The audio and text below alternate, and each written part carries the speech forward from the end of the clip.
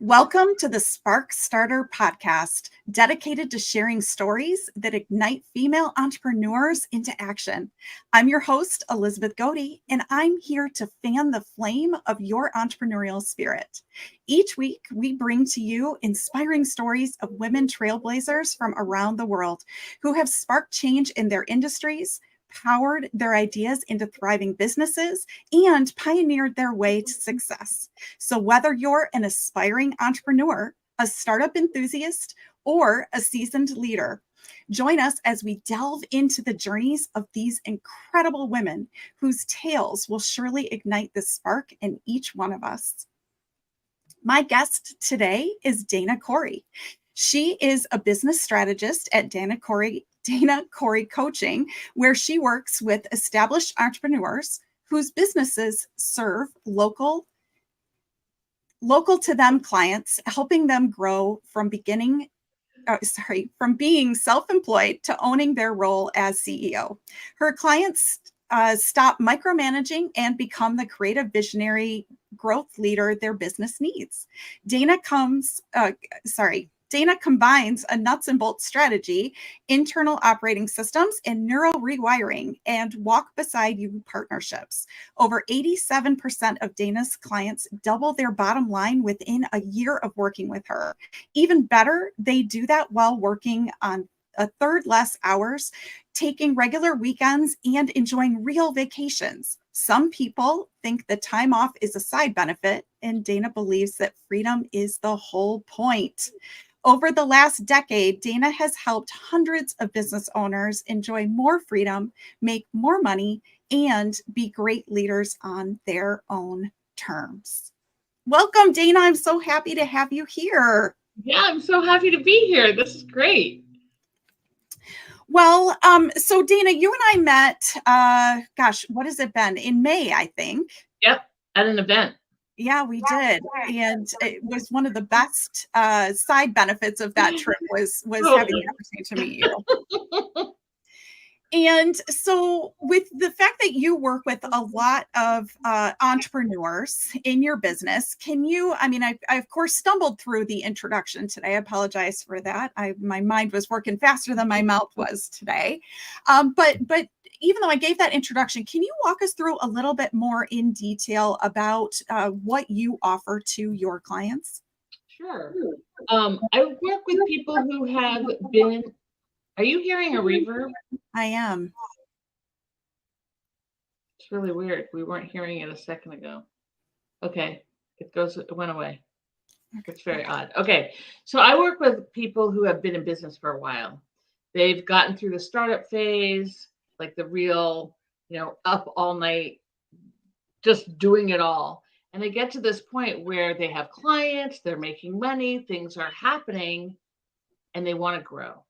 They're like ready to really get bigger. And all of a sudden, the rules of the game kind of change. And they find that they are the bottleneck to growth because everything has to go through them. And they don't know how to change it. They try different things, but it doesn't really work. So I come in and I really help them figure out how to go from micromanaging to being the conductor, to being the orchestrator of their business, being the going from being self-employed boss to actually being a CEO and leading a team, leading a company to that growth that they're looking for. That's really what I do. Yeah, and you and I are, I know we spoke about this when we met before. We're completely in lockstep and aligned on that. I mean, the more that you try to do everything yourself, the more that you're only getting paid for the hours that you work. And so you and I are certainly singing the same tune from that perspective. When you think about starting your company, where did you come up with the idea that this is what you wanted to focus on? Was there a particular incident that happened, or was it a natural progression? How did you decide to focus your energies here? Well, when I started this, before I was a coach, before I did this business, I sold sex toys for 10 years at home parties. And it was great because it was my own business, except that it wasn't really, right? It was a direct sales company. So I had a lot of the background done. When I was done with that, I was kind of floundering, not really sure what I was doing. And an acquaintance, a friend, I never know what to call people anymore. Anyway, was a business coach specifically for people in the direct sales industry. And she reached out to me and she said, I can see you're trying to figure out what to do next. So before you make any decisions, let me just say that me and she named about 5 other people were like, we're waiting for you to hang your shingle as a coach because you're one of the best we've ever seen. And I was like, that's awesome. Thank you. And how do you make money doing that? I don't know how to make money. I only know how to do sales. I don't know how to make money doing coaching. And so she taught me. And at the moment, because I had this long history in selling sex toys and in relationships, I started off as a relationship and thought there would be less competition, which is not true. And but what I found was that in the first 6 months, all of my clients were business owners. And we talk about relationships, but then when we talked about business, it was really sexy. I mean, I love business and it was so sexy and it was really fun. And so I transitioned from being a relationship, like romance relationships coach, to then talking about relationships and business and how relationships are the foundation of business, to then really transitioning and focusing completely on business. Although, I bring relationships are such a big part of how I work with my clients and how I teach them. And so it's still a part of me, but yes, it was a complete transition. We're definitely talking about the sex toys as part of this conversation. I'm gonna get there in a minute, but I had totally forgotten that piece till you brought it up. So do you find that your clients are all women because of the well, I guess that's the first question. Are they all women? They are not all women. They're 95% women. Mostly because those are the people I hang out with, right? So yeah, exactly. And do you also feel like from the high relationship investment that you make in people, do you find that also attracts more women, or is it more so just really sort of your network that you find drives that? I think it's really more my network. I spent so many years working in women-centered, female-centered business. The sex toy industry is really centered around women. And so I spent 10 years developing a whole circle. So those were my people. I really enjoy working with men too, but it's a completely different ball game. Mm. Men understand relationships, but from a different place. And right. And so even though most of what I do, so much of what I do is related to relationships, how women interpret, like how women bring that forth into the world is just a really different way of being than how men bring it forth in the world. Do you find that I completely concur and agree with that as well. Do you find that working with women, though, that there are different I don't know exactly how to phrase this question, but different issues that they're facing? Like, do women sort of all face the same types of issues and men face the same types of issues? Or I hate to be that general, right? Like that's a really generalized question, all women, all men. Sure. But I will say that for women, what often gets in the way between them and relationships or business is they give their power away in ways that men don't. Mm-hmm. And oftentimes they don't even know that they're giving their power away. They have much less practice in terms of boundaries and what boundaries mean and how to hold on to boundaries. And I don't think, there's the positive and the negative on that, right? It's not all bad. It comes from a place of love. It comes from a place of of caring and wanting to take care of people. that is not always the best way to walk in to create a successful business. Yeah, I agree. And if you were to sort of break down and distill what you mean by give power away, can you give a specific example of what that would look like? Yeah. They don't. So a lot of times, here's an example. A woman business owner will make a decision, but then she'll second guess herself Mm. and, take in too many ideas or advice or thoughts from people around her and not stick to what she knows is right for her. Um, bet Another one is bending over backwards to make everybody happy, and the person who is then left out is her.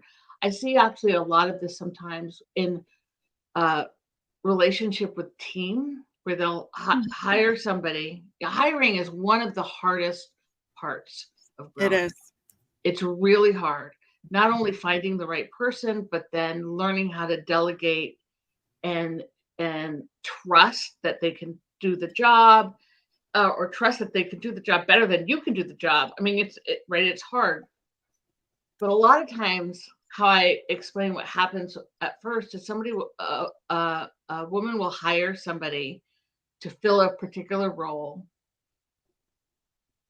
The new person is in that role for a while, and it's clear that if the role was square, the person's ability is a circle, right? Right. And what gets left out of the corners, right? You put the circle in the square, and the corners are empty. So there are parts of the job that aren't getting done. But instead of addressing it, instead of having like getting together with the person and pointing it out and having review and right all of that, she doesn't want to rock the boat. And so she'll take on the corners. Right. So And true. that is really a great example of women giving their power away.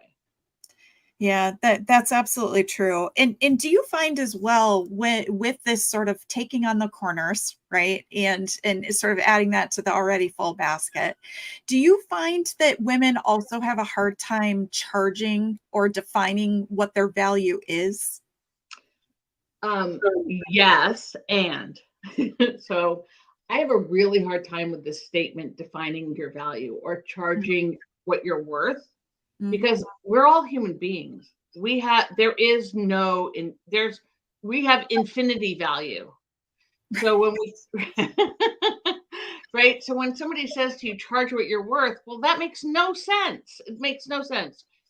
So pricing is all about charging the value of the work that you do or the results that you produce, or the product, the value of the product that you sell, for the person who is purchasing that product or that service, right? It correlates to the perceived value of the recipient. I, I Rather, I agree with that. I guess my question is this. So we know that there is still a pay gap that happens. I mean, women are still paid far less than what men are. And I'm sure that you and I could compare a lot of notes, knowing where we are in our careers of probably those experiences we've had ourselves directly. My favorite was the fact that, I didn't have to support a family. Um, the so when you sort of look at it, the fact that pay gap exists, and then you look at sort of the mindset of when women start companies. And I'm happy to say that I think it's changing. The industry is changing. But when you think about even 10 to 15 years ago, it was this idea of a side hustle. It was this idea of being able to pay for the family to go on vacation, or being able to sort of supplement things in their life, and not necessarily building it as a business that would be structured in the same way that a man would think about how they would structure their business. Mhm. And so, what I'm really trying to get at is what you see from your clients as far as when they're actually building out their services and building out sort of how their company is, and you're working with a man versus a woman. Do you find that there's a different mindset that goes into play with how a woman approaches what she's going to charge or what the value is going to be versus how a man builds out? And again, these are just generalizations, but I think that there is a reason why these gaps exist in the industry. Totally. And yes, absolutely. So women are, there's two things. One is we don't think big enough. We don't consider really that, that people are going to accept our offers, or in the case of like my daughter who has a job, right, in her negotiation, she's a millennial. Her attitude towards negotiation and negotiating a salary is really different than my peers were, right? She's not afraid to just ask for it because she figures if they say no, there's always another. It's just negotiating. Right. But most women don't have that. They have a fear attached to it, and it's personal. So that if they're going to ask for something, they're going to ask for an amount or a price, and somebody's going to say no, then that's attached to them like it's a personal affront, right? Yeah. So that's the first thing. The second thing that I don't know whether I don't have enough experience with enough men. So I work, right? Like men are 5% of my business. So yes, and there's so much variation in terms of people, but women don't know how to, or women business owners have never been taught how to calculate whether or not when they're asking for a price, when they're pricing something, it actually covers the cost, the profit margin, what a profit margin is for, and then they feel guilty for getting profit, which is, excuse me, the whole point, or not the whole point, but definitely, like, part of the point. And so that creates a gap, the not knowing. It's not that they don't want to, it's just that they don't know how to do it. They don't know what to take into account. Right. So that, coupled with this taking it personally, keeps women's requests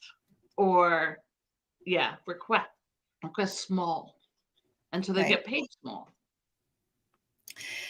Yeah, it's a really, really interesting point that you bring up about this profit guilt is what I'm going to call it, which is so fascinating. And I think also you had brought up just a few minutes ago too about the aspirations, right, of like building something big. It's I was talking to somebody recently, and it's of course not the first time I've heard it, but recently it was brought up. It's, every man grows up and thinks he can be president. And then you have women who are agonizing over the fact that they have to be overqualified for a job before they apply for it. It's a really interesting dichotomy there. So women have a perfectionism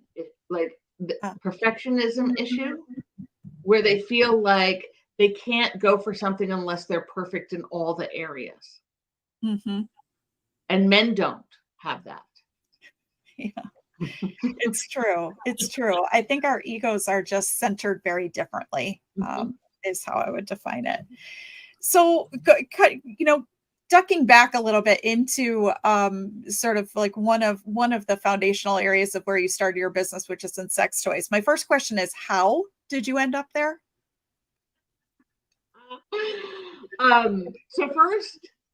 So when I was 27, I'm 63 now, so that was a long time ago. When I was 27 and living in New York and had a bunch of jobs, I had decided and made a promise to myself that I was never going to work for somebody else ever again.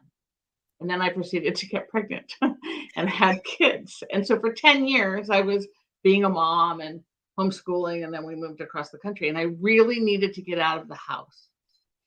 I love my kids, and I was committed to homeschooling them, but I needed to get out of the house. And so I actually ended up starting with Pampered Chef, which is a cooking company.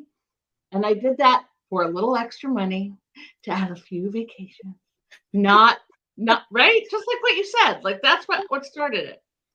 And then I found myself in a situation where I was getting a divorce with 3 kids, and I had met a new man, and who's now my husband. And the amount of money I was making at Pampered Chef was not going to cut it. And so he said, "You have to get a real job." Uh-huh. And I said, "Well, give me 6 months. If I can't figure something out about business, I will go find a real job." And at that same week, somebody invited me to a sex toy party. And I was like, oh my God, people make money talking about sex and teaching people how to have better relationships. This is amazing. This is right up my alley. And so I said, okay, let's see what happens. And within 3 weeks, I had tripled my income.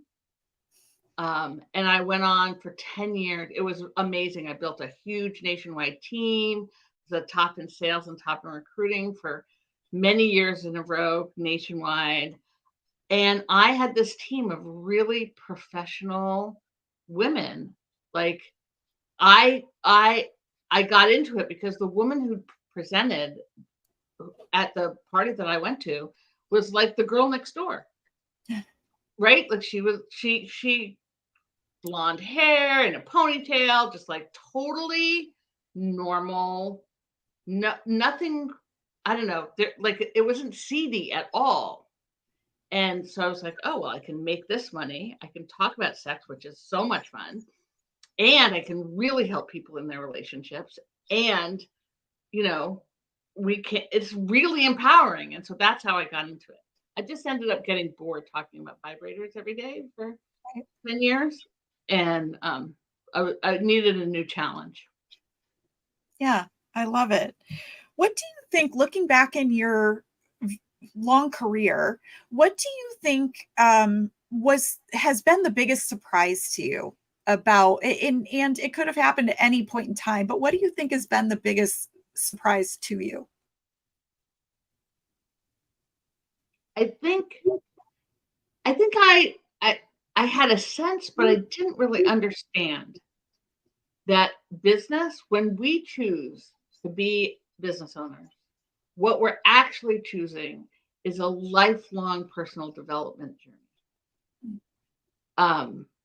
I had a sense, but I just didn't really understand how much and how important it was going to be to keep confronting my own foibles, my own limiting beliefs, my own fear. And that's true for my clients too, right? Like I often say that, every being chooses a pathway in life. And for some reason, business ownership, like people gravitate to business ownership who are willing to consistently push down their own barriers. And that's what keeps it exciting. It's also what keeps it really hard, and then you have these really high highs and these really low lows, and you can have these amazing breakthroughs. But I think that was really the thing that was the most always been the most surprising to me, is how consistently, even after all these years and after as successful as I've been, I still come up against a wall. I'm a human being. I get triggered just like everybody else. Yeah, I think that's a really honest answer, right? We can all build these fairy tale lands, but there's the reality too of just day to day, and there are a lot of obstacles that we create for ourselves as well. So when you're also looking back and thinking about, again, this long career, what do you think you've been the most proud of? Oh my God, my clients. I can't tell you. I mean, my accomplishments are great, and they're fun, and I like making money, and I like that part. But the thing that really lights me up is when a client will text me and say, "I did it! I got to this goal, or I did this thing for the first time," and I'm just like so proud. and I feel so honored to have been allowed to be such an integral part of the growth of so many of my clients, that they allow me to come in and just really get into the dirt with them. And so that when they succeed, it really, it just gives me such joy. So that's, Yeah, I love that. And you can feel the authenticity in that as well. Do you have a team? I have a team, but I don't have employees. Yeah. So it's really one of the conundrums of my business is I teach business owners how to scale their businesses, but I'm in a business that I became really clear about very early on that was never going to scale. People hire me for my brain, and I just can't replicate my brain. And so I'm a solopreneur with a team of contractors, some of whom have been with me for many years, and I think there's 4 or 5 of us all together, Yeah. and we work together like a team. They have other things that they do because I just don't have enough to keep them completely busy, right? So I want them to be able to do more. But I teach my employees how to hire and have employees and teams and stuff. Yeah, absolutely. Absolutely. And do you have you gone through a situation where you've ever needed to raise sort of funds for your business, or have you always been self-funded and been able to sort of provide for everything based on your revenue? I've never gone through like investors. No, I have helped a couple of my clients with the preliminaries of finding investors. There are a lot of downsides to having investors in your business. Um, and I've had friends come up against those downsides and had to watch them actually lose their businesses because of decisions they made about investing. So I know I'm not an expert. So will send my clients out if that they insist. But I also spend a lot of time talking about, okay, the possibility, like what could happen if they do it this way. What could happen, and what are some other ways that you can grow your business without taking on investors, without giving away your company, without putting yourself in a position where somebody could take your company if you don't meet the very often strenuous numbers that they require in the amount of time that they require. Yeah, it's a little bit of a double-edged sword, and I think it depends on what the business is too. I Yes. mean, at the end of the day, if you're building a product that is a physical product, a lot of times, the difference between being able to build that product and not is being able to find people to invest. Now, who the right people are to invest with and how you structure those deals, the devil's always in the details of those. But I certainly can say that I personally have been on the sides of having difficulty with it with investors, but I've also been on sides with having great experience with investors. I think it just has to be the right situation. But I think the cautionary tale you discussed is certainly one that everyone should pay close attention to. You have to be careful, but I will say, what, it's annoying. It's more than annoying. Annoying isn't strong enough of a word, and how little people are willing to invest in businesses that are owned by women. Same businesses that are owned by men get so much more attention. They have access to accelerator money. They have access to incubators. They have access to angels that just won't even take a look if you don't have the right body parts or whatever. And that is really frustrating.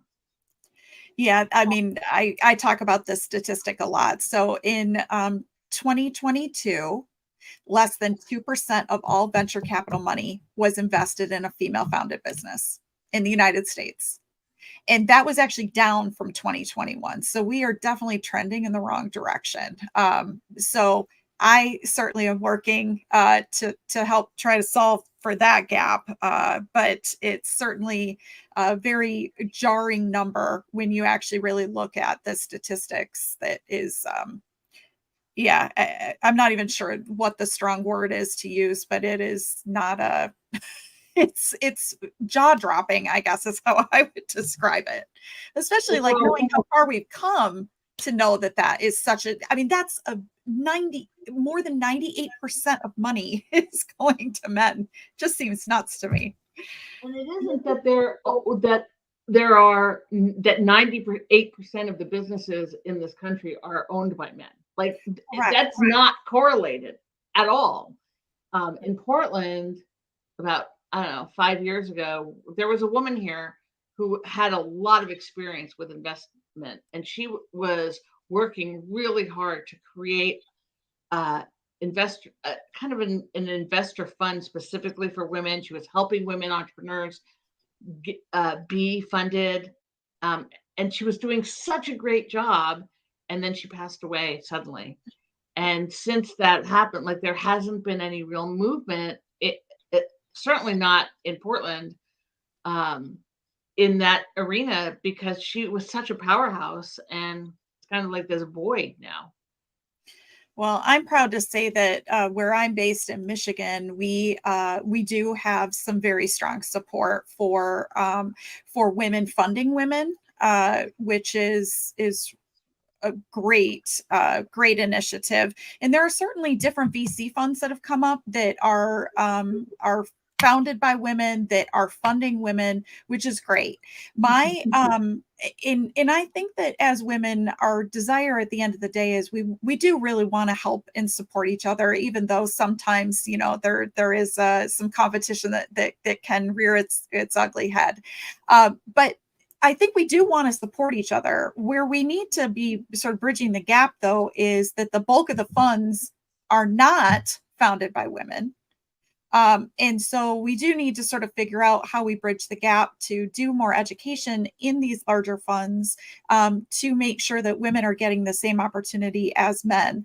I would also say just one more statistic, though, that I think could be part of the reason why a lot of women aren't. I think it could be both the cart and the horse, which is that 80% of women owned businesses have fewer than 5 employees. 40% of women owned businesses are solopreneurs. So when you look at those statistics and then you compare them to other business owners, there's also a big divide there. And you wonder, okay, is that because the women aren't getting the funding so they can't grow to the same level? Or is it the fact that women are sort of held back by some of the things we talked about earlier, which is the fact that they're giving things away. They're not really have the same mindset of growth and creating those businesses. So I think between the work that you're doing and the work that I'm doing, hopefully we'll continue to help make those numbers look better into the future. And the last topic I want to talk about is, so you bought a van, you outfitted it to sort of do this van life, and you just got back from an incredible trip. Yeah. So in 2018, after obsessing for 2 years, we bought a spinner.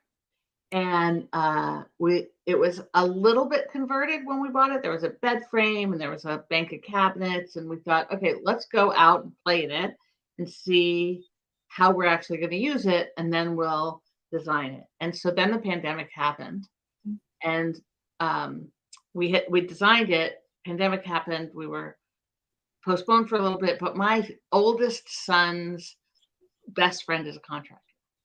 And so my husband did a lot of the work, but with Heath's help, they built this whole thing out.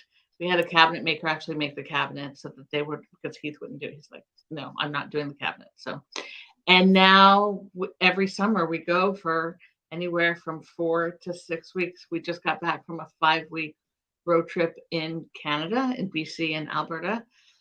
2 of us. We are not small humans, so 2 big humans and 2 50-ish pound dogs in 80 square feet for 5 weeks. and we had such a good time. BC is Canada is so underrated. Like, we were shocked at how few Americans we actually saw.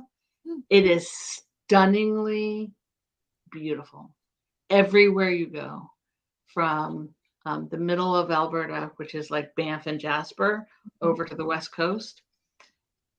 You wake up like every day is like, there's nowhere you can look that isn't amazingly gorgeous. And I Yeah. can't believe we're home. I'll tell you, the one benefit of being home is that I can walk from my bed to the bathroom without having to get dressed. The one real benefit. And that I know when my next shower is going to happen. That is also a good benefit. But other than that, living in the van is great. Well, but long term, you have bigger aspirations. It's not just a weekend trip, right? Yeah. So my husband is retiring a year from now. And we were originally going to move to Portugal, but that we decided not to do that. So we're going to move to Mexico, but we're taking the van with us. We couldn't take the van to Portugal, but we can take the van with us to Mexico. And we're thinking now that we'll spend the summers up here or in Canada. We're going to split our time between Mexico and Canada and just drive through the States and say hi to the kids and hi, love you, bye, see ya, and go back to Canada. And actually, we were considering perhaps living in the van for a year or two, just all. But I've got I need to be closer to medical personnel. I have a chronic disease, as you know, so many people do, and I need medication on a regular basis that's observed. And so living in the van completely for a couple of years isn't going to work. But I would totally do it. I think we could do it. I think we could do it and be totally happy doing it. But we'll go for a more extended time. Yeah, I think we talked about this before we got started today. That small of space, it's weird. You know, I grew up sailing and on boats, so you could certainly put me in a boat, and which is probably even less maybe square footage than what you've got in the van. And for whatever reason, I'll be completely happy there. Although I will say we had bathrooms and showers. But for some reason, putting me on land in a vehicle, I think I'd have like claustrophobia issues or something. Not for me. Not for me. So, Dana, to close out our time together, which frankly I could just keep this going for hours. It's such a delight speaking with you. But there are two last questions that I have for you. One is, I ask every guest this: what is one word or one small phrase that you would give as inspiration to other female entrepreneurs? I think honestly, it's not over unless you quit. Like, I love it. Just keep putting one foot in front of the other. My dad used to say, it hasn't worked out. If it hasn't worked out yet, it's because it hasn't worked. It's going to work out. And if it isn't worked out, it's just that you're not there yet. Keep going. I love it. I love it. That's such great feedback. The last thing is, where can people find you? There's two places that you can find me. Come friend me on Facebook, first of all. That's really my neighborhood. It's where I hang out. Just Dana Corey, find me there. Or come to my website, danacorey.com. And there's lots of things, lots of ways that you can reach out to me. You can send me a message. I'm one of those people that in the olden days would be like, I answer my own phone, right? I am actually the person behind the curtain. So if you're going to reach out to me, I will talk to you. I'm a real person. So those are the best ways. I love it. And certainly Facebook is a great way to get engaged. And I know that we've been streaming live in the StartHer Facebook group. So thank you for joining us today on StartHer. It's been a pleasure bringing you the uniquely inspiring stories that ignite female entrepreneurs into action. I've been your host, Elizabeth Godey, and on behalf of all of the awe-inspiring women entrepreneurs out there, I encourage you to not only dream big, but to ignite those dreams into action. Remember, every spark to an extraordinary fire. So keep the spark alive, ladies, for today, tomorrow, and the vibrant future behind. And don't forget to subscribe to our podcast to never miss a spark. Until next time, stay ignited. Thanks, Elizabeth. Thank you.